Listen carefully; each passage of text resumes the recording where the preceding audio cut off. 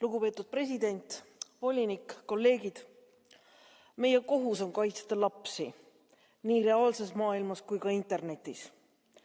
Mitte kõnede ja loosungitega, vaid tegudega, kuulates eksperte ja lasteorganisatsioonide esindajaid.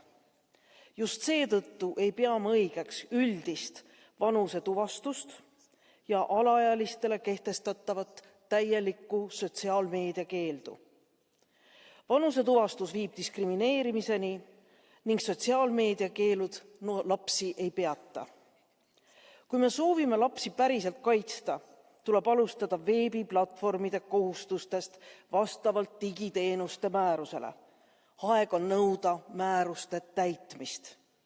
Lisaks on ülioluline alaealiste digiteadlikkus, samuti lapsevanemate teadlikkus ning vastutus. Ma ootan komisjoni vastava ekspertgrupi soovitusi, mis ei diskrimineeri ega alahinda lapsi. Ainult siis saab tagada nii alaealiste eraelu puutumatuse kui ka turvalisuse internetis. Aitäh! Thank you. The next speaker is Juan Fernando